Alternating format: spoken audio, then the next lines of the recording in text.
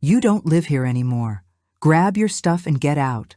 Jessica said those words standing on the front porch of my own house, right in front of the neighbors who were coming back from the farmer's market. Mrs. Higgins stopped dead in her tracks, her grocery bags still in hand. Mr. Jenkins looked away, embarrassed, and walked faster to avoid the scene. The sun was beating down hard that Saturday morning, but I felt a cold chill run up my spine, freezing me to the bone. Jessica crossed her arms and tilted her head to the side, with that little smirk playing on the corner of her mouth, like she had just won the lottery. I didn't shake. I didn't cry right there in front of her, but I gripped the handle of my purse tightly. That same purse I sewed myself 20 years ago, and took a deep breath to keep from crumbling. You know that feeling when the ground disappears beneath your feet, but you still have to keep standing? That was exactly it. I built that house brick by brick, with the sweat of my own brow. I worked for 30 years as a seamstress to provide a decent roof over my son's head after his father died. 30 years of waking up at 5 in the morning, sewing until midnight, skipping lunch so I wouldn't be late on a single order. But in that moment, looking at the daughter-in-law I had helped bring into my family, I knew something she didn't know yet. 15 minutes after that laugh of hers, the phone was going to ring. And the news she was about to receive would change everything. Because I hadn't spent the last 6 months just keeping silent. I had been keeping evidence. Stick with me, and you'll understand how a 62-year-old woman turned the tables on the people who thought they had already won. My name is Martha. I am 62 years old, and I have spent my entire life keeping my hands busy. I've been a seamstress since I was 15, back when my mother taught me how to hem pants on the old machine she had. I married Paul at 22. He was a truck driver, a hard-working man of the road. He was a good man, a provider, but his life was cut short. A massive heart attack at 43 when Richard was only 12. Overnight, I became the sole person responsible for everything. Rent, food, school, clothes, medicine. Absolutely everything. There was no pension, no life insurance. We had no savings because we always lived paycheck to paycheck. Money in, money out. So I started taking in sewing work from outside, hustling for clients wherever I could. In the morning, I worked at a garment factory downtown. In the afternoon, I took alterations at home to make ends meet. Skirts, pants, prom dresses, repairs, hems, whatever came through the door. There were years where I pulled all-nighters finishing orders just so I wouldn't lose a single client. Richard grew up watching me work without rest. He did his homework at the kitchen table while I ironed clothes right next to him. He ate dinner watching me sew endless buttons. He fell asleep listening to the rhythmic hum of the sewing machine in the next room. I didn't want him to feel his father's absence any more than he already did, so I compensated. I did everything I could, and then some. When he wanted to take a tech certification course, I sold my wedding ring. I didn't tell him. I told him I had saved up the money. It covered 4 months of tuition that I had no other way to pay. I would look at my empty finger and think that it was worth it. When he got accepted into business school, I stopped eating lunch properly. I ate bread and butter to save on groceries. The tuition for that private university was expensive. I lost 15 pounds that year from skipping meals. Mrs. Higgins even asked if I was sick. I told her it was just exhaustion. And when he graduated, I cried seeing him in his cap and gown. I cried because his father wasn't there to see it. I cried because I had done it. Alone. With calloused hands and an aching back. But I had done it. Richard landed a good job. He started making good money. He helped around the house, paid some bills, brought in groceries. We had a great relationship. He called every day when he got off work. He stopped by on weekends. We watched movies together, ate popcorn, talked about everything, until he met Jessica. At first, she seemed pretty, polite, friendly. She smiled a lot. She spoke well. She worked at a clothing store at the mall. Richard was in love. I saw it in his eyes, so I supported it. I gave them space. I welcomed her with open arms.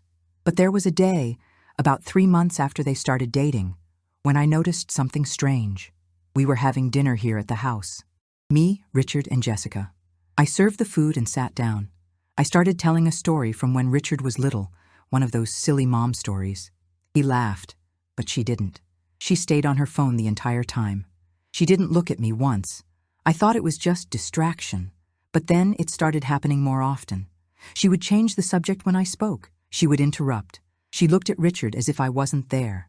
And the worst part, he didn't notice. Or he pretended not to notice to avoid conflict. When they got married 2 years later, I gave them everything I could as a gift. I helped with the reception. I altered the bridesmaids' dresses. I made a point of showing that I supported this union, that I wanted to see my son happy above all else. But deep down, very deep down, I already felt that something had shifted and that it was going to change even more. In the first few months after the wedding, they lived in a rented apartment. Small, but it was theirs. I went to visit every now and then. I brought casseroles, helped clean up, those mom things. But Jessica started setting rules. First, it was the schedule. She said I needed to call before coming over. Fine, I thought. It's their home. That makes sense. So I started calling ahead. But then she said Saturday mornings were no good because they slept in late. Sunday neither, because that was their rest day. Weekdays were too busy with work. That left one window. Saturday afternoon, from 3 to 5. 2 hours. I had 2 hours a week to see my own son. Richard didn't say anything. He just shrugged and said it was better that way, more organized. I swallowed my pride and accepted it. Then came the issue with the food. I brought Tupperware containers with leftovers every week. It was a way to help and show love. Home-cooked food, the way Richard had liked it since he was little. But one Saturday, when I arrived, Jessica opened the door and said I didn't need to bring anything anymore, that they were on a diet, that home cooking was too high in calories and carbs, that she preferred to cook her own meals. She said all this while holding the container I had brought, looking inside as if she were looking at something rotten. Then she handed it back. I left there with the food in my hand, feeling a shame that made no sense. It was just food. But it felt like she had rejected much more than that. That was when they bought a house. A real house. 3 bedrooms, big yard, garage. Richard was proud. He showed me everything over FaceTime. He said there was a room for me, that I could come stay whenever I wanted. I was happy. I thought things were going to get better between us. But when I went to see the house, I saw that the so-called room for me was actually a storage unit. Stacked boxes, an old bike leaning against the wall, a broom in the corner. Jessica said they were still organizing, that it was temporary, but I saw in her eyes that it wasn't. That room was never going to be mine. There was a day I brought a gift for Richard. It was his birthday. A shirt I had seen in a window display that looked perfect for him. I saved money for 2 months to buy it. I bought it, wrapped it beautifully. When I handed it to him, he was happy. He thanked me, hugged me. But Jessica snatched the package from his hands and said, "Oh, let me see."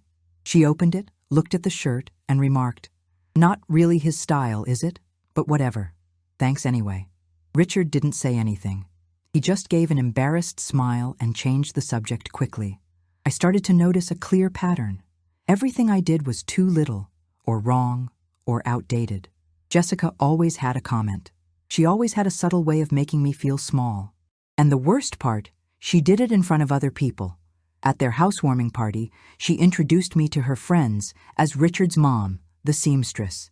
She said, "Seamstress," with that tone, as if it were something that needed to be explained away, something that diminished me. I heard it. I smiled. I greeted everyone. But inside, I was starting to wake up to reality. That wasn't just a lack of tact. It was intentional. That was when I started paying attention for real, keeping things in my memory. Dates, exact phrases, moments. I started writing them down in my little notebook, the one I used to track sewing orders. Except now, I was tracking other things. Saturday, March 12th, Jessica returned the food, said it wasn't needed anymore. Sunday, April 3rd, Richard's birthday. Jessica criticized the gift in front of him. Saturday, May 15th, house party. She introduced me only as the seamstress. I didn't know yet why I was saving that. I just knew I needed to. Something inside me told me that one day it would make a difference. That one day I would need to remember everything. And I was right. 6 months after they moved into the new house, Richard showed up here at my place. It was a Tuesday night. He didn't usually come by during the week. I found it strange. He sat in the living room, looking uncomfortable, and said he needed to talk to me seriously, that it was important. My heart tightened. I thought it was some illness, some serious problem, but it wasn't. He said they were having financial difficulties, that the mortgage on the new house was too heavy, that the bank was charging high interest rates, that they had miscalculated their budget, and that he needed help. I asked how much. He looked away and said, "It's not money, Mom, it's something else." That was when he explained. They wanted to sell their new house, take the cash, pay off debts, and start fresh. But in the meantime, they needed a place to live, and he asked if they could come live with me, temporarily, just until they resolved the situation. I looked at my son and saw the exhaustion on his face. I saw real worry, so I said yes. Of course yes. He was my son. How could I say no? But then he kept talking. He said that to make things easier, it would be better to put my house in his name too, that it was just a legal formality, that it helped with taxes, with organization, with bureaucracy, that I would keep living there, that nothing would change, that it was just paper. Something inside me locked up. I couldn't explain what it was, but I felt it in my gut. I felt there was something wrong with that request. I told him I needed to think about it, that it was a lot to take in at once. He was surprised. He said there was no need to think, that it was simple, that I just had to sign. But I repeated, I need to think. He left here without understanding, and I sat in the living room, alone, staring at the walls of my house, the house I paid for alone for 25 years, the house I renovated, fixed, painted with my own hands, the house that was the only thing of value I owned in the world. The next day, I went to the county clerk's office. I talked to the lady at the counter. I explained the situation. She looked at me with pity and said, "Mrs. Martha, don't sign anything without reading it thoroughly. And if you want, we can just do an affidavit of residence without transferring the deed." I understood instantly. What Richard was asking for wasn't temporary, it was permanent. If I signed those papers, the house stopped being mine, and I would have no way to undo it. I went back home shaking, not from fear, from rage, from deep disappointment, but I didn't confront them. I pretended I was still thinking about it, that I was looking at options. A week later, Jessica showed up here. Without Richard, she never came alone. She sat in the living room and got straight to the point. "We need this house, Martha. Richard isn't sleeping because of the worry. You're not going to deny this to your own son, are you?" She spoke, looking straight into my eyes. No smile, no fake kindness. It was a demand, a veiled threat. I told her I was getting the paperwork ready, that she just had to wait. She seemed satisfied and left, but I wasn't getting anything ready. I was gathering everything. All the conversations, all the text messages Richard sent demanding an answer, all the papers they wanted me to sign. I put everything in a folder, and I started making copies. That was when I discovered something worse. Going through the documents Richard had given me to look over, I saw that it wasn't just a transfer of ownership. There was a sales contract. They wanted me to sell the house to them for a ridiculous price, less than half of what it was worth, and with payments installed over 10 years. 10 years. I am 62. If I signed that, I would spend the rest of my life receiving pennies a month and living as a guest in my own home. That night, I couldn't sleep. I lay there staring at the ceiling, feeling the weight of it all. My son, my only son, the boy I raised alone. He was trying to rob me, but I wasn't going to let him. 2 weeks later, on a Saturday morning, they showed up here without warning, both of them, with trunks full of luggage. Richard rang the doorbell. When I opened it, he said, "Mom, we decided. We're moving in while we sort out the sale of our house. We already brought our stuff." I took a deep breath. I said we needed to talk first, that it didn't work like that, out of the blue. But Jessica was already unloading suitcases, as if the decision had already been made, as if I had no voice. I spoke louder. "Jessica, wait, stop right there." She stopped. She looked at me, and she said, "Martha, don't complicate things, it's just temporary." I said no, that I hadn't agreed, that the house was mine and I needed time to think. That was when Richard lost his patience. He had never spoken to me like that. Never. But there, in the front yard, he raised his voice. "Mom, for the love of God, we are in trouble and you're creating difficulties? After everything I do for you?" Mrs. Higgins was walking by on the sidewalk with her granddaughter. She stopped. Mr. Jenkins was washing his car next door. He turned off the hose. I felt people staring, but I kept my voice steady. Richard, it's not creating difficulty. It is my house, and I haven't made a decision about anything yet. Jessica dropped the suitcase on the ground with a thud. She walked up to the porch, climbed the 2 steps, and got right in my face. Too close, invading my personal space. You know what the problem is, Martha? You don't understand that this isn't about you anymore. You already lived your life. Now it's our turn. And if you don't want to help your own son, then you're useless. She said that looking straight into my eyes, loud, clear, for everyone to hear. The silence that followed was worse than any scream. Mrs. Higgins lowered her head and walked faster, pulling her granddaughter by the hand. Mr. Jenkins went inside his house. Even the dogs on the street stopped barking.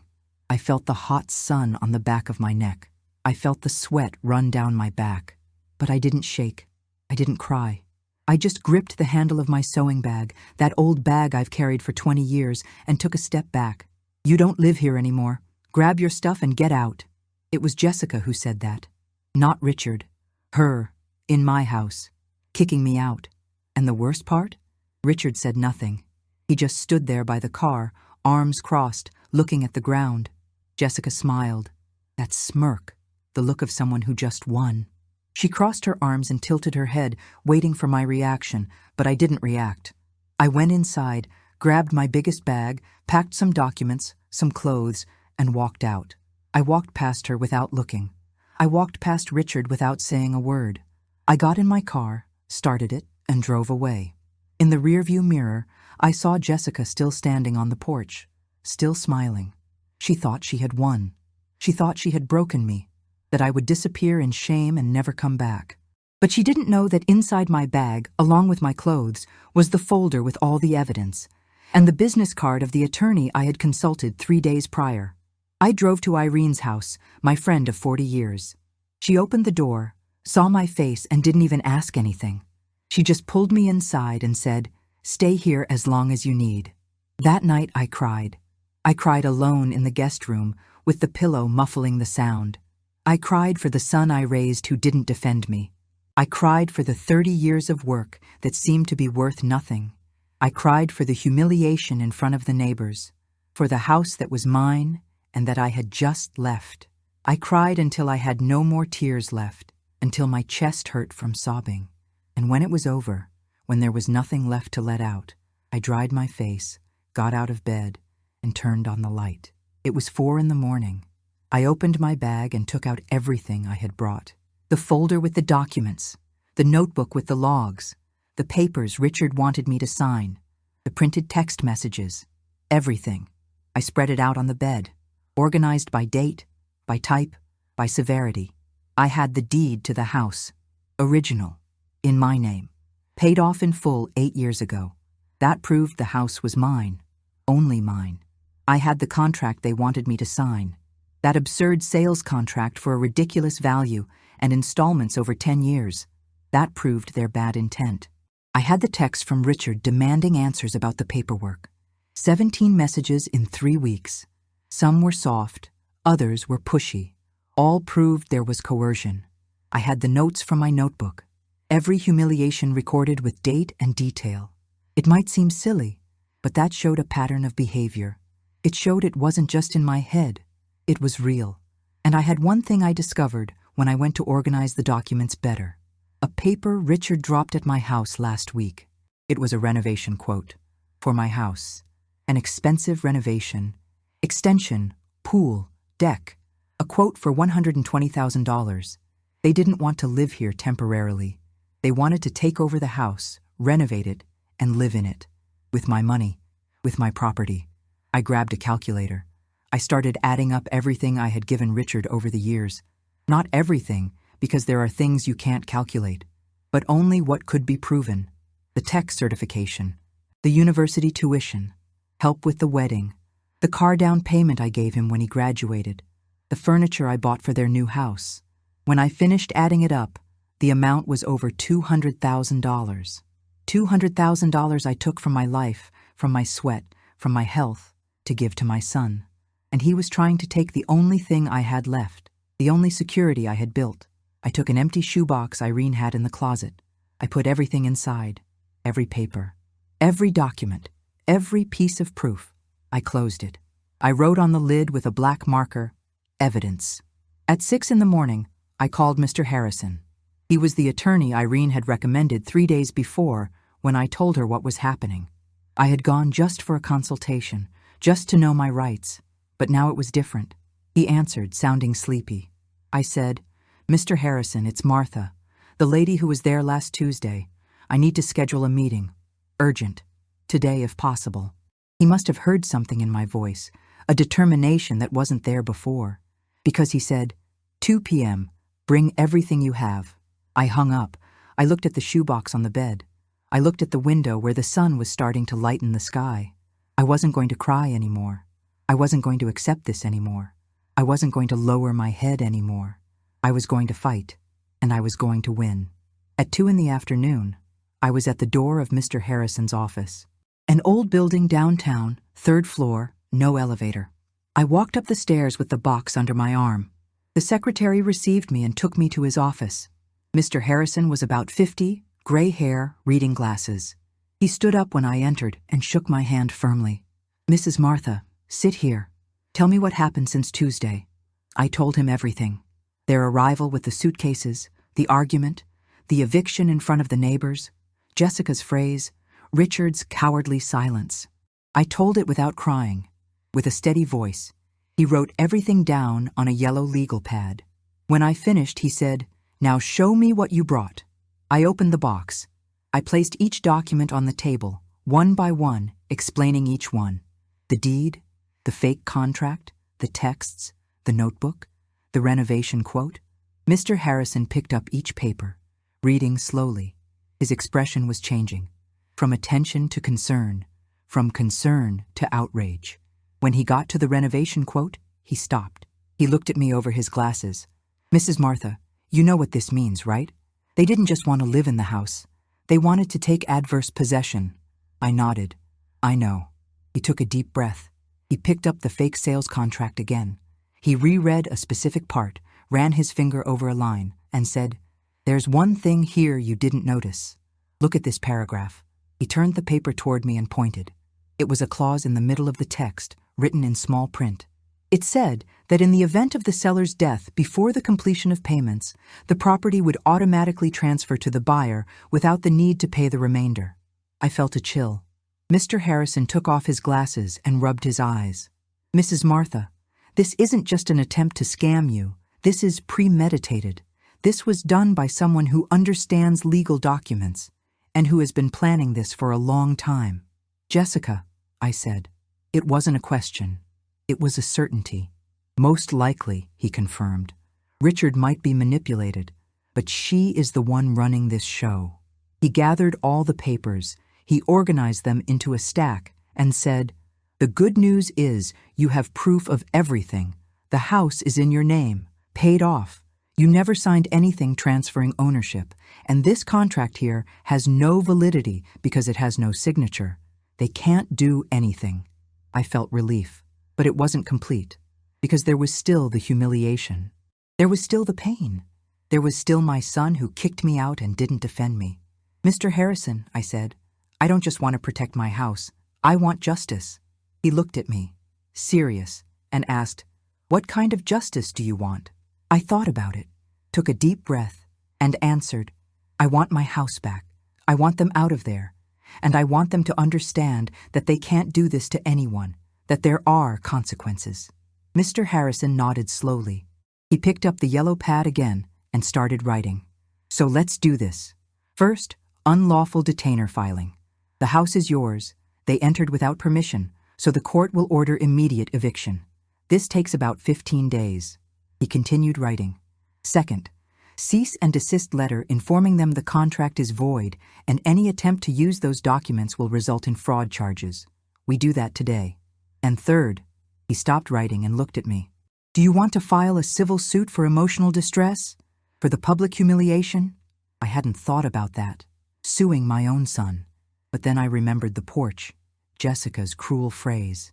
I remembered Richard silent, the neighbors watching, and I said, I do. Mr. Harrison closed the pad. Then let's do all of that. But there is one thing, Mrs. Martha. You need to be prepared. When they receive the notice, they will react. They will call. They will try to flip the script.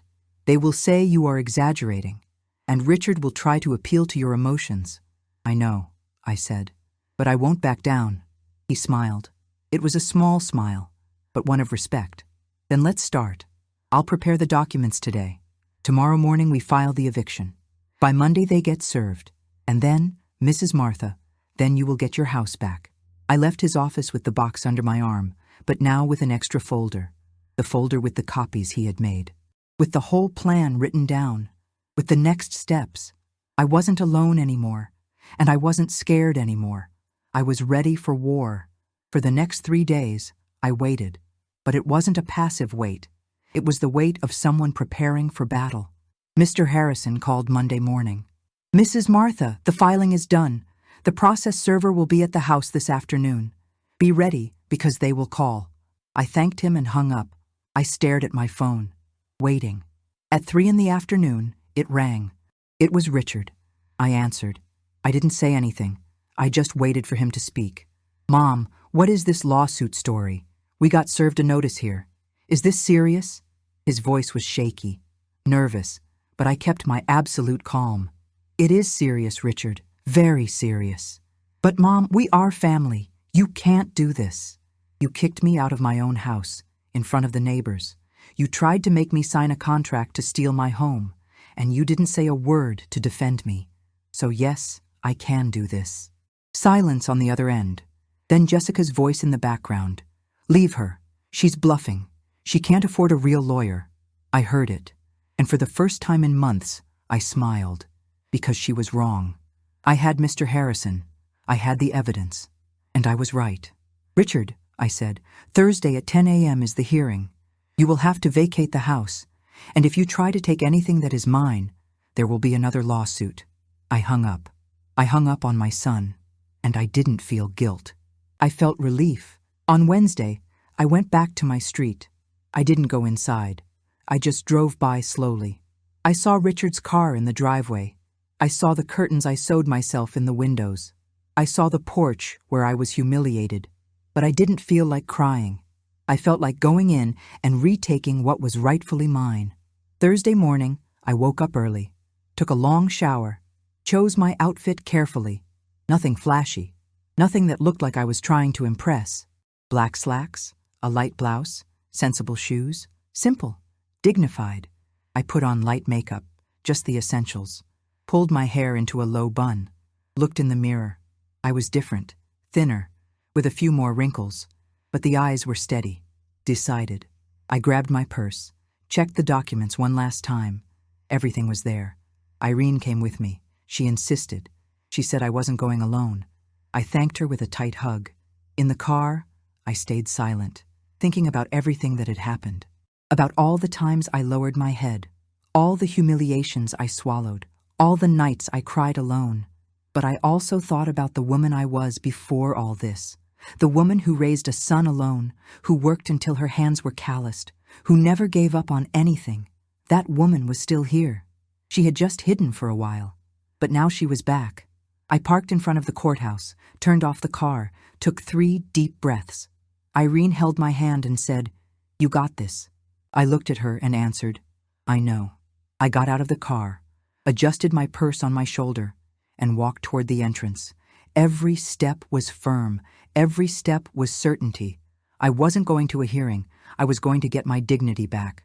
The courtroom was small. White walls, long table, plastic chairs. Mr. Harrison was already there when I entered. He waved and pointed to the chair next to him. I sat down. I put my purse on my lap. My hands were shaking a little, but I held them firm. 2 minutes later, they walked in. Richard was in front. He looked at me and looked away quickly. Jessica came behind. She didn't look away. She stared straight at me, with that expression of superiority I knew well. They sat on the other side of the table. The judge entered. An older man, white hair, the tired face of someone who has seen too much. He sat down, adjusted his glasses, and opened the file in front of him. Good morning. Unlawful detainer case filed by Mrs. Martha Miller against Richard Miller and Jessica Miller. Let's begin. He looked at me. Can the plaintiff explain the facts? I took a deep breath, looked at the judge, and started talking. Your Honor, the house in question, I built it alone. I have been a widow for 20 years. I worked as a seamstress my entire life to provide a roof for my son. The house is paid off. It's in my name. It has always been mine. Richard shifted in his chair. I continued. 3 months ago, my son showed up saying he was in financial trouble. He asked to live with me temporarily, but along with that, he wanted me to sign papers transferring ownership. I got suspicious. I asked for time, and that was when things got worse. The judge was taking notes. I took the documents out of my purse.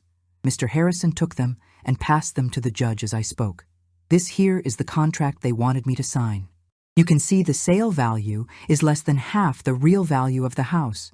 And there is a clause that says, if I die before receiving full payment, they keep the house without paying the rest. The judge took the paper. Read it. His expression changed. He looked at Richard and Jessica. Then he looked back at me. Continue. I didn't sign. But they showed up at my house on a Saturday morning with suitcases, without warning, without asking. When I said I hadn't agreed, there was an argument. On the porch, in front of the neighbors, I paused, breathed. The hardest part was coming now. That was when his wife told me I was useless and ordered me to leave from my own house. Dead silence in the room. The judge didn't take his eyes off me. Your Honor, I raised this boy alone. I paid for courses, college. I helped with everything. And when I needed him most, when I was being humiliated, he didn't say a word. He just stood there. I took the notebook out of my purse. That old notebook with the flower cover, where I logged sewing orders. And now it had other notes. I started writing down everything that happened, every humiliation, every comment, every time I was belittled, because I knew one day I would need to prove it. I passed the notebook to Mr. Harrison. He passed it to the judge. The judge flipped through it. Read a few pages. Slowly. That was when Richard's lawyer spoke up. A man in a suit, younger, with a leather briefcase. Your Honor, the plaintiff is distorting the facts. My client only wanted his mother's help in a difficult time. There was no eviction. There was a family misunderstanding. Jessica nodded vigorously. Richard stared at the table. The judge raised his hand. I haven't finished listening. Mrs. Martha, do you have witnesses to this public humiliation? Mr. Harrison stood up. Yes, Your Honor. Mrs. Higgins and Mr. Jenkins, neighbors of the plaintiff, are available to testify. Both witnessed the argument and the eviction. The judge noted the names. Then he looked to the other side of the table.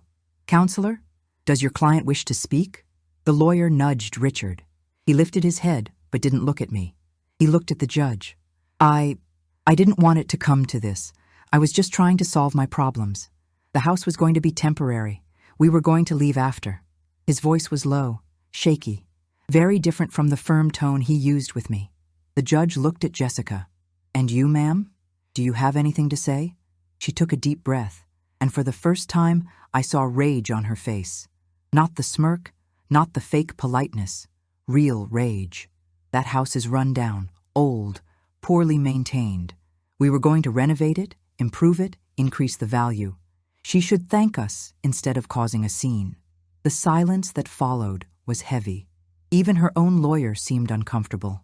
The judge took off his glasses, cleaned them with the edge of his robe, put them back on, and looked straight at Jessica. You just said you were going to renovate a house that isn't yours, without the owner's permission? And you think she should thank you? Jessica opened her mouth to answer, but her lawyer grabbed her arm. Too late. The judge gathered all the papers. I've seen enough. The house belongs to the plaintiff. Title is clear, no liens. The contract presented by the defendants has no validity because it was not signed, and the attempt to coerce the plaintiff into signing a predatory document is grave. He looked at Richard. Young man, I see a lot of cases here. Son against father, mother against son, brother against brother. But few are as clear as this one. Your mother worked her entire life to give you a standing, and when you had difficulty, instead of asking for help honestly, you tried to take what was hers. Richard lowered his head. I saw his shoulders shaking. The judge continued. I order immediate restitution of possession. The defendants have 48 hours to vacate the property. Any property belonging to the plaintiff must be returned intact. And I order the opening of an inquiry into attempted fraud and elder financial abuse. He banged the gavel. Court is adjourned. He stood up and left. People started moving. Richard's lawyer was packing papers in a hurry. Jessica got up and stormed out of the room without looking back. But Richard stayed, sitting, staring at the table, until he raised his eyes and looked at me. For the first time in months, he looked at me for real. Mom! I stood up from the chair, grabbed my purse, looked at my son, and I spoke just 3 words. You disappointed me. I didn't speak with anger. I didn't speak with hate. I spoke with a sadness so deep it hurt my bones. I turned my back and walked out. Mr. Harrison came behind. Irene was waiting in the hallway. She hugged me tight. I let her. I rested my head on her shoulder for a few seconds, but I didn't cry. Not there. We walked out of the courthouse. The sun was bright outside. I stopped on the steps, took a deep breath. The air filled my lungs and expanded my chest. Mr. Harrison walked down beside me. Mrs. Martha, you were incredible in there. Firm, clear, dignified. The judge saw exactly what he needed to see. I thanked him, shook his hand firmly. Thank you, Mr. Harrison, for everything. He smiled. The fight was yours. I just showed the way. I walked down the rest of the stairs slowly. Each step felt lighter, as if a giant weight had been lifted off my back.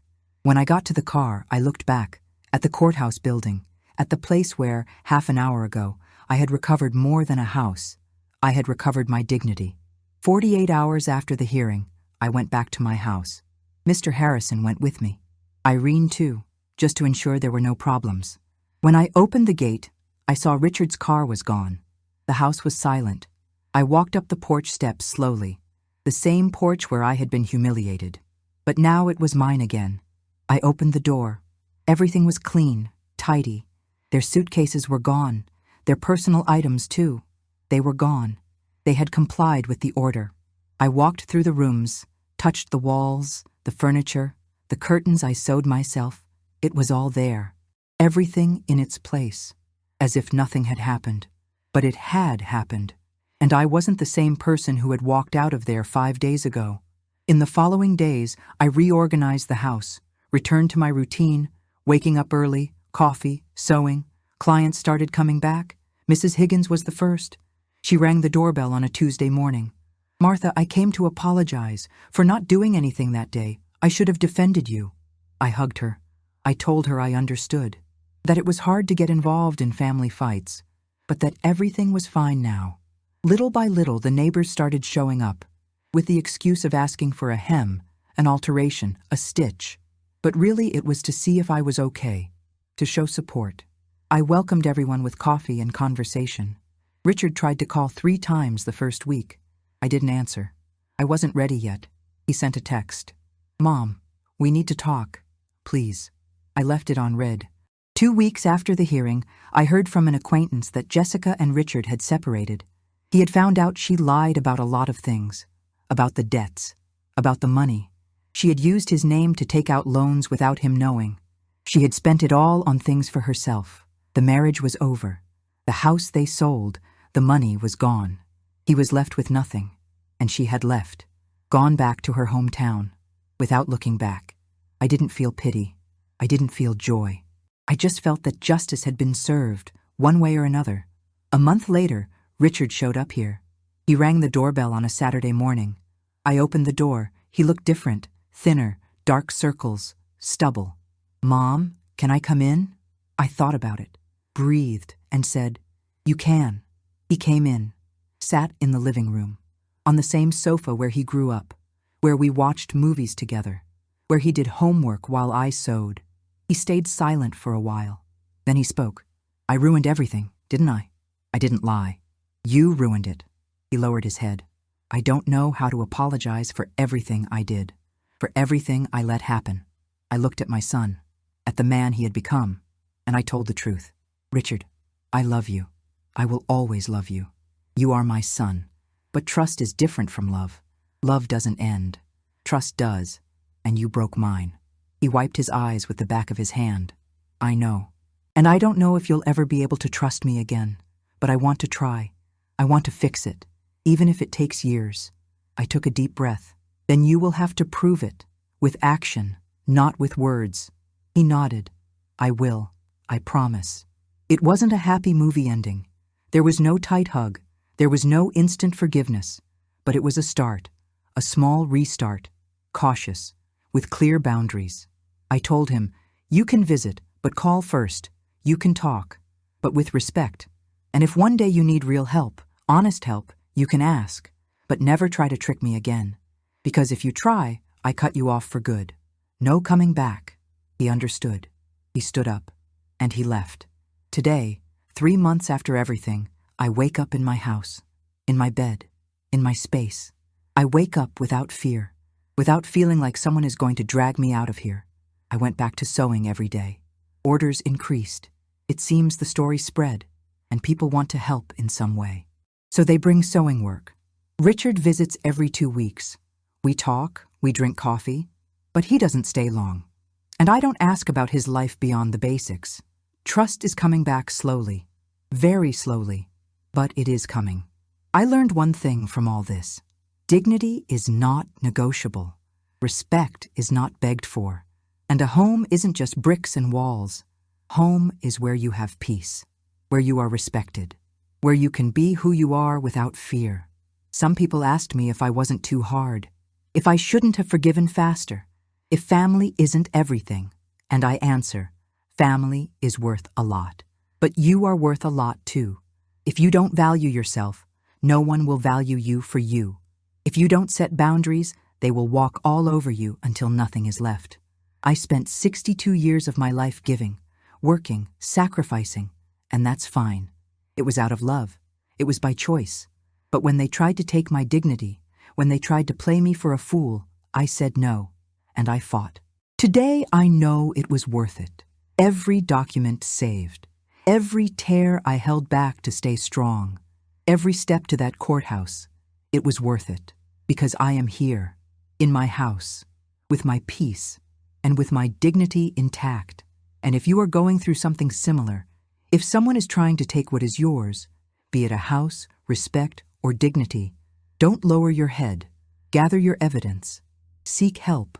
And fight, because you deserve it. And if this story touched you in some way, comment down below which city you are speaking from. I read every comment.